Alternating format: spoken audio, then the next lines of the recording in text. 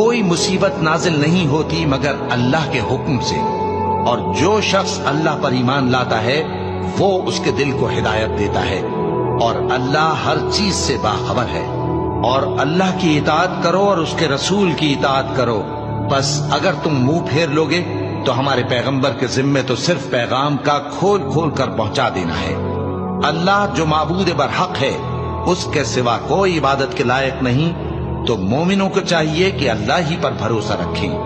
मोमिनों, तुम्हारी बीवियों और औलाद में से बास तुम्हारे दुश्मन भी है, सो उनसे बचते रहो, और अगर मुआफ कर दो और दरगुजर करो और बख्श दो तो अल्लाह भी बख्शने वाला है, मेहरबान है। तुम्हारा माल और तुम्हारी औलाद तो आजमाइश है और अल्लाह के यहाँ बड़ा अजर है, सो जहां तक हो सके अल्लाह से डरो और उसके अहकाम को सुनो और उसके फरमाबरदार रहो और उसकी राह में खर्च करो। ये तुम्हारे